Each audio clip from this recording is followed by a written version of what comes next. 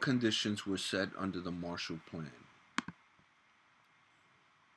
The Marshall Plan provided United States aid for damaged parts in Europe.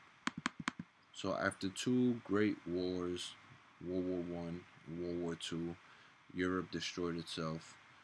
Uh, Regardless of the fact of World War One and World War Two, Europe has always had this history of destroying itself. Um, but let's focus or maintain our focus.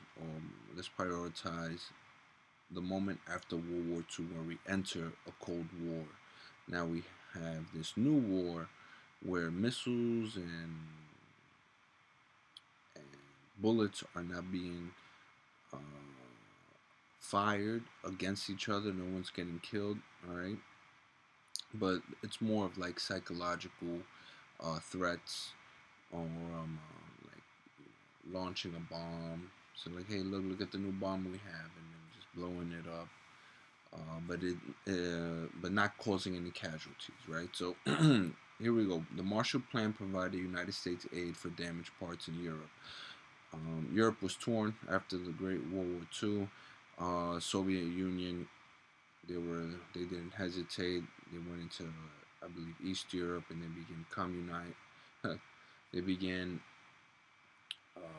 influencing these communist ideas on those weak states, all right? And so the Marshall Plan basically,